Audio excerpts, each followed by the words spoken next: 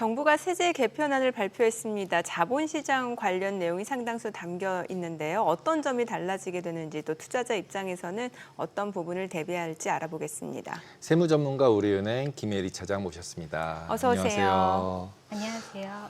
지금 세금 아까도 전 시간에도 세금 때문에 난리를 얘기를 네. 했는데 주가 빠져서 그거는 그거고 주가는 주가고 근데 지금 이 세금 바뀌는 것 때문에 저희가 이제 막 여러 가지 바뀐다고 막 이 짤방?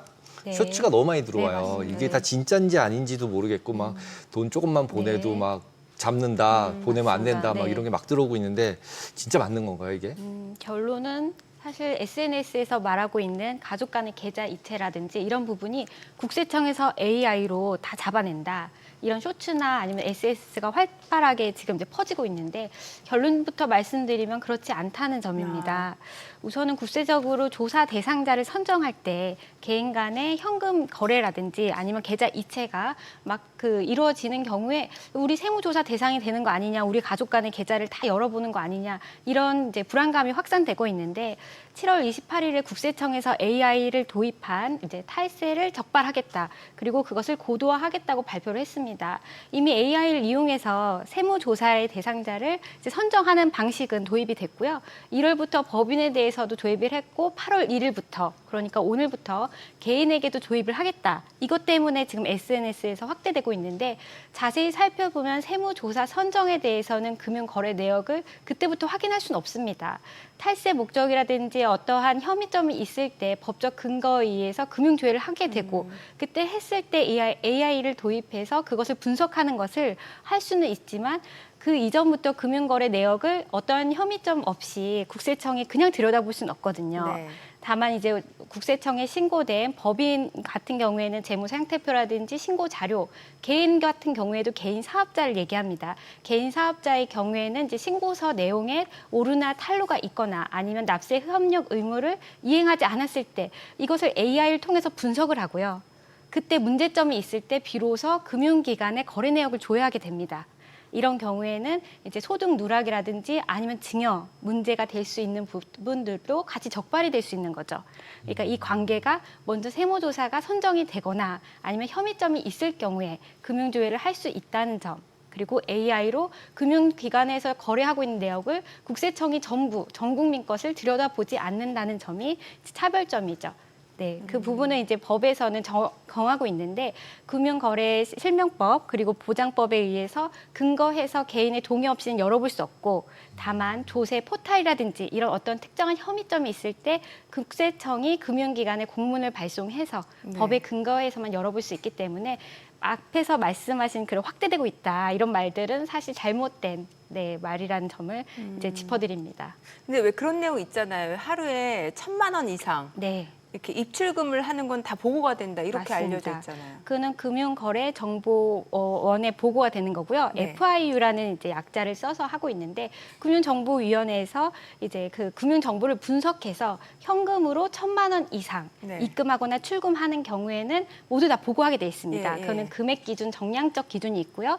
1,000만 원이 안 되거나 1,000만 원이 아니더라도 소액 거래라도 횟수가 의심스럽다. 그럼 의심 거래도 또 보고하게 되어 있습니다. 그래요. FI에 보고되면요, 이제 네. 거기서부터 모두가 걱정하는 부분이 이 부분이 이제 혐의점을 FIU 정보분석원에서 갖고 있는 것이 아니라 다 국세청, 관세청, 경찰청 관련 기관에 그 혐의점에 대해서 다 제공을 합니다. 그래서 국세청에서는 정보 분석을 할 때 그 FIU 정보를 받아다가 네. 그거를 또 조사에서 활용할 수 있기 때문에 의심 거래라든지 고액 현금 거래의 경우에는 금융기관에서 이 부분에 대해서는 이제 제재를 가하고 있는 거죠. 네. 지금 이건 이체가 1,000만 원이고 현금 빼는 건 얼마예요? 이체 같은 경우에는 거래 제한이 없어요. 계좌 이체의 경우에는 이렇게 받는 사람, 수취인 모두 명확하게 금융자리에 남기 때문에 제한은 없고 현금을 인출했을 때 이 수표를 포함하거든요. 그래서 한 금융기관의 동일인이 일일 1,000만 원 이상 출금할 경우에는 아까 말했던 이제 보고 의무 대상이 되는 거죠. 그러면 이체로 1,000만 원 하는 경우에는 FIU를 안 들어가요? 그렇죠. 이체의 아. 경우에는 이미 그 거래 상대방이 명확하게 있기 때문에 이런 경우에는 이제 세무조사를 할 때 문제가 될 수 있는 경우는 문제점이 있을 때 그걸 조회하게 되거든요. 그렇지만 우리가 단순히 개인 간의 거래를 금액과 상관없이 계좌로 이체하는 거에 대해서는 보고 대상이 되지 않습니다. 현금 출금이라는 점이죠. 네. 정부가 3년 만에 세제 개편안을 내놨는데 지금 자본시장 관련 세제가 대부분이었는데 이 내용을 다시 한번 좀 정리해 볼까요? 네, 가장 크게는 세 가지로 볼 수 있습니다.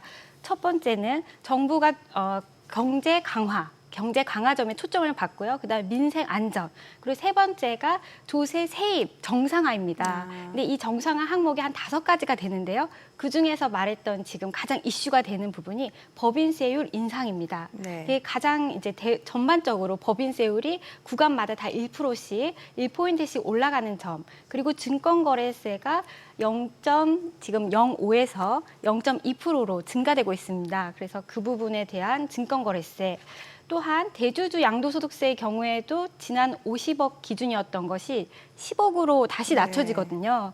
이 부분이 이제 세입이나 아니면 거래 정상화에 들어가는 내용들이에요. 그래서 세부담을 증가시킨 요인들이고, 민생 안전이라고 해서 안정을 시키기 위해서 신용카드 세액공제 한도를 높여주거나 아니면은 자녀에 대한 공제 부분을 높여주는 부분도 다수 들어가 있습니다. 하지만 앞에서 말했던 세입 정상화 부분에 있어서 워낙 그 세금 부담률이 높아진다는 점이 지금 초점이 되고 있는 그러게요. 거죠. 네. 여기서 근데 보통 이제 증권 거래세를 갖다 낮춰주면서 네. 나중에 이걸 0으로 만들고 대신에 이제 금투세를 거둘게 뭐 맞습니다. 이런 얘기를 하다가 네. 지금 저걸 다시 0.2로 올리면 이제 금투세는 안 하는 맞아요. 건가요? 금투세는 사실상 백지화됐다고 봅니다. 아, 그렇기 백지화된 때문에 거예요. 증권 거래세를 다시 정상화시키겠다. 이 방안이거든요. 근데 금융투자소득세 같은 경우에는 예전에 증권거래세, 우리 주식시장에서 장 내에 소액주주가 거래하는 주식에 대한 양도 차익을 과세하지 않고 있었어요. 네. 네, 원칙은 사실 소득이 있는 곳에는 과세하는 것이 맞지만 자본시장을 활성화하기 위한 방침에서 했던 거거든요. 근데 증권거래세는 매도하는 사람에게는 모두 다 부과되고 있습니다. 그래서 지금 증권거래세를 계속 낮추면서 자본시장의 거래를 원활하게 하는 방안이었는데 그 부분이 점차 폐지로 가다가 다시 0.2%로 상향되니까 이 주식시장에서의 자본이 이제 유출되거나 아니면 거래가 줄어드는 위험이 있는 거죠. 이게 왜냐하면 요즘 유행하는 무슨 기기가 매매하는 것들, 네. 외국인이 들어와서 기계 맞습니다. 매매하고 이런 것들은 실제로 이 거래세가 없어야 들어오거든요. 네. 근데 거래세가 생기면 오히려 이제 안 들어올 것 같은데 네. 그러면은 그런 부분들도 다 이런 거를 할 때 고려가 됐겠죠? 사실 그 대주주 양도소득세 증거 그 기준을 낮추면서 국가에서는 오히려 부자 감세다. 그렇게 되면서 대주주의 기준을 상향해야 된다라고 이번 세제 개편할 때 그런 취지로 이제 발표가 됐거든요. 근데 증권거래세 경우는 말씀대로 이 소액이든 금액이 크든 상관없이 모두에게 다가 일률적으로 부과되기 때문에 이 부분에 대해서는 증권거래세를 높임으로써 11조 정도의 이제 5년간 이익이 발생한다고 하니까 상당히 사실 증권시장에는 영향이 많을 것으로 보입니다. 왜냐면 솔직히 부자분들은 대부분 매매를 많이 안 해요. 네. 그래서 거래세를 많이 안 내요. 근데 이제 개미는 매매를 많이 하잖아요. 매매를 많이 맞습니다. 하니까 실제로 세금이 훨씬 더 많아지는 거거든요. 그렇죠. 거래세가 늘어나는 형식이 네. 되는 거죠. 네. 이것도 좀 문제인 것 같습니다. 배당소득 분리과세 여쭤볼게요. 이제 배당소득을 분리과세한다라는 건 사실 반길 일이긴 해요. 맞습니다. 이게 네. 종합소득에 같이 하는 게 아니다 보니까. 근데 문제는 보니까 그 최고세율이 49.5%요. 현재는 지금 종합소득세 세율이 예. 49.5%까지 올라갑니다. 네네. 지금 현재 우리가 예. 배당소득이 2천만 원이 지금. 초과하는 경우에는 최대 49.5% 지방소득세 포함인데요. 네. 이 부분을 35% 그리고 지방소득세 포함하면 39.5%로 최고세율로 이제 분리과세 할 수 있도록 분리과세 해도 그렇죠. 최고세율은 39.5%. 39.5%니까 어. 이제 11포인트가 낮아지긴 했는데 기존에는 이것을 25%로 한도를 분리과세 한다고 했었거든요. 높은 거네, 네, 더 실제로는. 높아졌습니다. 그래서 이번 개편안을 보니까 기존에 25%를 기대하고 있었는데 35%까지 올라갔고 네. 최고 세율인 종합소득세 49.5%와 지방소득세를 합하면 11%밖에 낮아지지 않은 효과가 있기 때문에 이 배당주에 대한 그 기대감이 그러게요. 네, 기대에 못 미친다 이런 반응이 있는 거죠. 네, 그동안의 그 배당을 유도해서 예. 자본시장을 활성화하는 이 부분도 같은 맥락이거든요. 네. 그 배당을 많이 주게끔 기업에 유도를 하기 위한 그런 세제 개편안을 두고 또 분리과세 부분에 있어서도 최대 25%만 원천 징수를 하면 29.5%를 받더라도 종합소득세 합산되는 것보다 나니까 배당 소득 있는 많이 배당을 장려하게 되거든요. 근데 지금은 39.5%까지 올라가니까 그러니까요. 너무 이게 높다는 거죠. 분리과세 되더라도. 예. 네.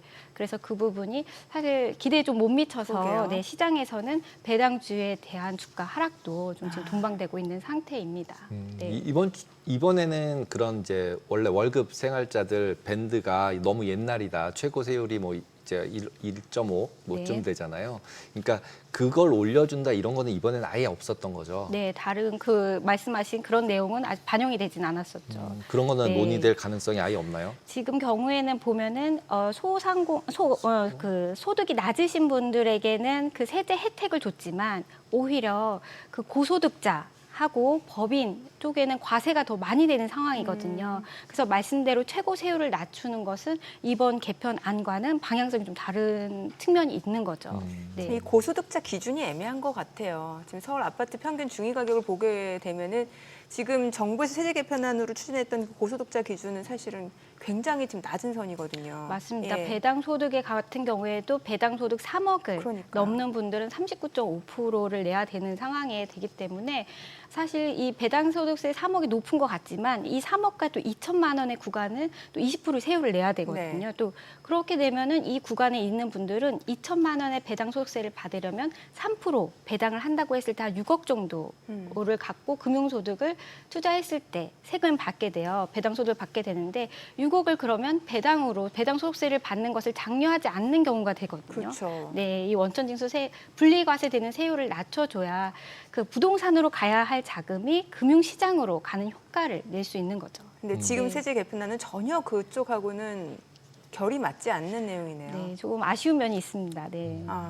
그 법인세 세율도 지금 최고 세율도 25%로 되돌리게 되는 거예요. 예. 맞습니다. 22년으로 다시 회귀한다 이런 얘기가 있는데요. 사실 법인세율 자체는 정부일 때마다 정부의 성격마다 오르락 내리락 했습니다.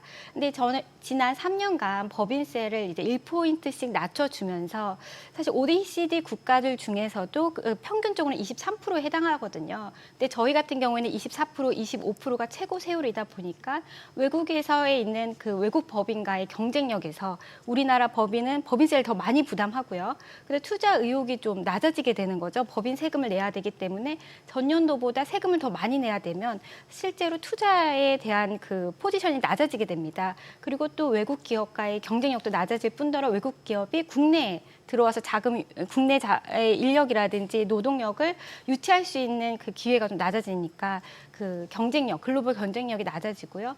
현재는 좀 상고초려에 있잖아요. 저희가 안팎으로도 경제가 어려운 상황에서 사실 이 경제를 견인해 줄 수 있는 측은 법인입니다. 네. 법인들이 경제를 활성화시켜줘야 저희 경제가 다시 잠재 성장률이든 올라갈 텐데 법인세율이 이번에 1포인트씩 높아지면서 이 부분에 있어서도 좀 동력을 그러게요. 좀 잃어버리는 거 아닌가 이런 좀 우려가 있는 것이죠. 그 법인세가 네. 올라가면 어차피 세후 법인 수익이 낮아지니까 주가도 네. 떨어져야 되는 거잖아요. 맞습니다. 네. 그러니까 이것을 주가- 재투자하는 게 사실 중요하거든요. 그렇죠. 그러니까 네. 결국은 주가를 부양하지 않는 대책인 거죠. 주가 부양이 힘들어지는 대책. 네, 힘들어지는 대책. 자 그러면은 지금 세제 개편으로 네. 지금 결국에는 정부의 뭐 세수 확대, 뭐 네. 법인세라든지 아니면 증권거래세 아니면 지금 뭐 배당소득 쪽도 네. 마찬가지고요. 세입이 늘어날 수는 있겠습니다만 오히려 소득세는 줄어들 거다라고 하는데 이건 어떤 이유 때문에 그런 거예요? 네, 앞에서도 설명을 잠깐 드렸는데요. 신용카드라든지 자녀 세액공제라든지 또 지금 만 9세 미만의 이하의 자녀에게 들어가는 예체능 학원비 같은 네. 경우에도 세액공제가 15% 또 확대됩니다. 이런 규정들이 이제 조세특례 제한법에 많이 확충을 하면서 급여 소득이 낮거나 하는 경우에는 세제 방안, 그 민생 안전을 위한 측면도 많이 들어가 있는 건 사실이에요. 그리고 또한 이제 산업 동력이 떨어지는 기업에 대해서 기업이 재투자하거나 재편을 할 때에도 세제 혜택은 있거든요. 하지만 임시투자 세액공제라든지 또 몇 개 종료되는 것들이 또 있습니다. 그런 것들이 2025년으로 종료될 때 더 이상 연장되지 않는 부분, 이런 부분도 앞에서 말씀드렸던 법인세율 높이는 1포인트 높이는 것과 더불어 법인의 그 세액공제가 안 되는 측면에 있어서는 실효세율이 또 높아지는 측면이 있는 거죠. 근데 이제 이번에는 부동산 관련돼 있는 세금들이 뭐 바뀐 거라고 그랬는데 네. 하나도 바뀐 게 없는 거죠. 맞습니다. 이번에 부동산 세제에 대한 내용이 거의 들어가 있지 않고요. 그 이유는 이제 대출 규제를 하면서 또 공급을 또 늘리면서 정부에서는 지금 현재 그 부동산 시장을 지켜보기 위해서 여기에 또 세제 개편까지 들어가게 되면은 혼란이 또 가중됩니다. 따라서 앞으로의 추이를 살펴보고자 부동산 세제 개편안은 들어있지 않고요. 또 사실 상속세율이 인하될 건지 아니면 공제가 확대될 건지 상속세 개편에 대한 기대감도 있었는데 맞아요. 상속세, 증여세 부담도 상당히 높거든요. 근데 여기에 대한 개편도 빠져 있고 오히려 상속세의 경우에는 과세가 좀 강화됐습니다. 예를 들어 그 영리법인에게 유증하는 경우에 예. 지금은 상속인이 법인의 주주일 때는 지금 그 상속인들도 상속세를 내게 돼요. 네. 네, 법인에게 유증을 해도 법인의 주주가 상속인이면 세금을 내야 되는데 지금 개정안에서는 이 배우자 그러니까 사위와 며느리가 갖고 있는 영리법인에 유증하게 되면 네. 이것도 상속세를 낼 수 있도록 네, 아. 과세가 또 과세 대상이 좀 확대됐죠. 네, 과세해야 되는 납세 의무자를 좀 더 명확히 했고 확대했다 이렇게 볼 수 있겠습니다. 그럼 어떤 가업의 승계라는 것 자체가 어려워질 수 있는 구조네요, 이것도. 가업 승계 부분에서는 국세청이 그래서 별도로 예. 그 법원을 좀 더 확충하고 있는 추세긴 합니다. 네. 하지만 이 부분에 대해서는 상속세율이 워낙 부담이 높다 보니까 그렇죠. 이것을 편법적으로 안 내려고 하는 거에 대한 규제라고 볼 수 있겠습니다. 베이커리만 생기는 거잖아요. 그래서 가업 승계 중에서 베이커리도 약간 제조 쪽으로 음료 제조 이게 네. 약간 빵 제조 같은 게 들어가야 됩니다. 요식업을 안 되고요. 네.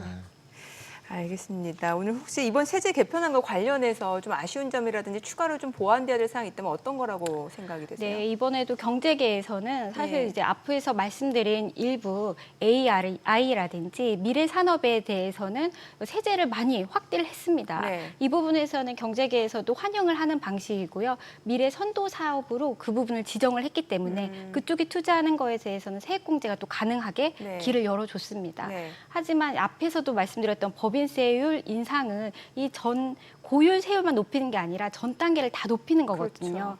그런 경우에는 일부 고율 최고 세율만 인상하거나 아니면 이 부분을 좀 조정하는 것을 좀 전향적으로 다시 정부에서 12월까지는 논의를 할 수가 있거든요. 예. 그 국회와 정부가 좀 논의가 됐으면 좋겠다. 이런 방안이 지금 좀 더 추가적으로 보완됐으면 합니다. 네, 오늘 내용 잘 들었습니다. 고맙습니다.